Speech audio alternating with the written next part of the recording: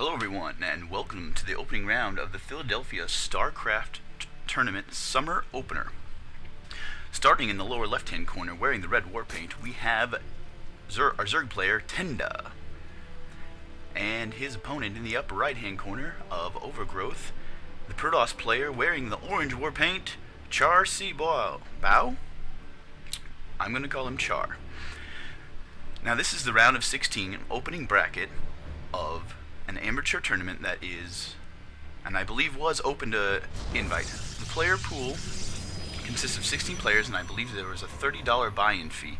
This gives the prize pool of about $300 to the winning player. The tournament will be held in a best-of-3 single elimination style. Looks like our Protoss player is planning on starting a fast expand and walling in right away as the Zerg player's Overlord is slowly heading towards to scout out this.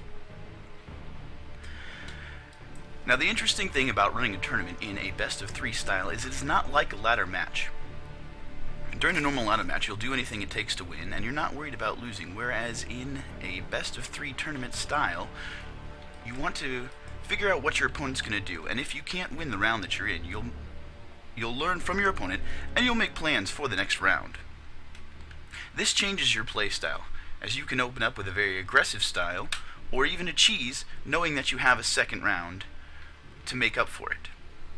But one of the best things to do is to learn from your opponent's play style. That way you can make adjustments for the second round. It looks like our red player will be opening with a 14 pool, a very safe build. This gives him a lot of map controls. He can get out speedlings to make sure that he controls his opponent's expansion and prevents any early aggression. As a 4-gate opening or a 3-gate robo with a Protoss player against a Zerg can be very effective if not properly scouted or defended against. A little bit of annoyance as the probe prevents the hatchery from going down right away. Looks like he's going to retreat back to the safety of his base. Orange Protoss player's wall-in is almost complete. We've got the Overlord here scouting out. Now it'll be a while before a Stalker is out to prevent this Overlord from scouting the base. So at the moment he's going to have full vision of the entire base. At this point, the Protoss player can decide to put down a third expansion, which would be beneficial to him, as an aggression will not be coming early. It looks like he is doing just that. Our Zerg player has not taken any gas yet. This will reduce the amount of speedlings he can crank out.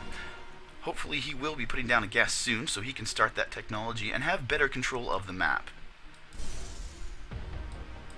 Very standard opening from both players, very safe. This should move into a late macro game, and hopefully it will be an exciting one.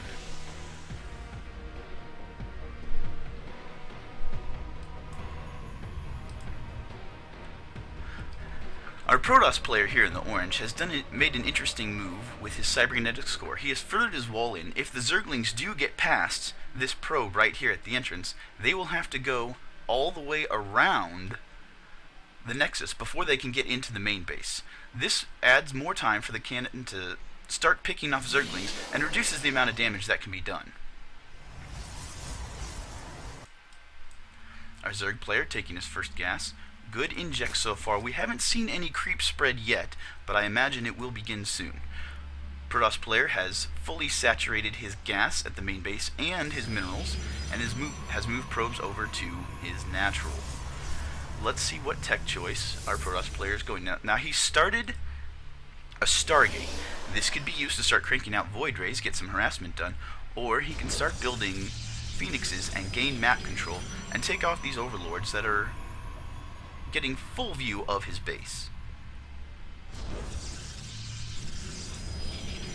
Twilight Council goes down. Our Protoss player is teching up very quickly now. A Zergling run or a Roach Swarm at this point would be very devastating, but our Zerg player does not have the units on the map to make such an aggression. Let's check on the player's incomes. A lot more gas being mined by the Protoss player, but the minerals are just about even here at the 6:50-minute mark of the opening round of the Philadelphia StarCraft League.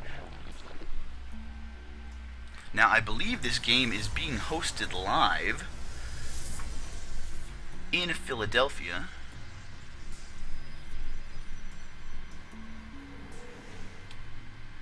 At a place called DevNuts. DevNuts.com to look into that further.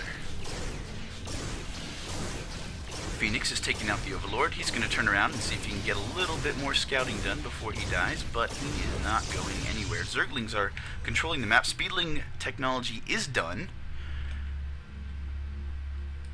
Zerg player teching into lair. This will open a lot more possibilities for him, including mutas and infestors.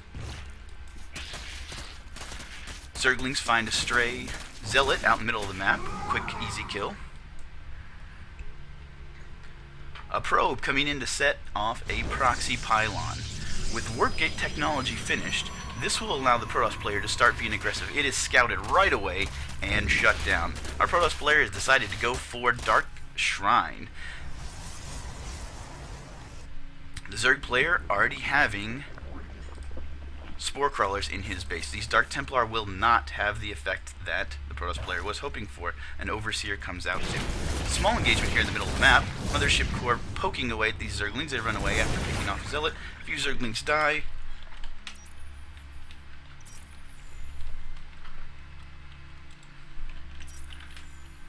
Overall, just a few units killed. Not too much to worry about. Resources lost, about even. Aggressive poke in here from this Protoss player. Proxy pylon set up to begin reinforcements. The Phoenix are going in to take out the Overseer. If this happens, he can start bringing in Dark Templar. Plenty of Zerglings and a handful of Hydralisks here to start keeping those Phoenix back. It looks like the Protoss player is going to retreat and has expanded on the back of it. A very solid strategy. Zerglings come in to take out the Proxy pylon and the probe. Just a very standard back and forward game. Both players are testing each other right now to see what type of aggression the other one's going to do and where the weaknesses in the opponent's defense are. If these Zerglings move into the third base, they will find it mostly undefended. Good surround on these Zealots as they're going in to reinforce the others. If we pick those off and get out, it should be a good exchange. Hydralisks coming in to reinforce. Good connections, good surround for the Zerg player. The Hydralisks are starting to pick off the Phoenix as they're lifted to prevent the amount of damage they are doing. Dark Templar in here to reinforce, but the Overseer is there and they get picked off immediately. This does not look good for the Protoss player. He does not have very many units right now, and reinforcements are still coming in for the Zerg. He seems to have brought drones with him. An interesting choice, or maybe a misclick. We'll see what happens. He's moving into the wall. Hydralisk poking out. That Artosius of pylons and the Immortal will be stopped in ward production. The probes are pulled. The Hydralisks are getting the hits. The Zealots just aren't doing the amount of damage they need to. A little bit of micro and a little bit of focus fire. Zerglings come in, get some Zealots, and stepped out a little too far.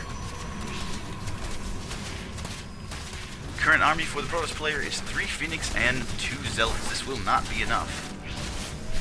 Let's take a look at the units lost tab. Resources lost vastly favoring the Zerg player. Income is still good.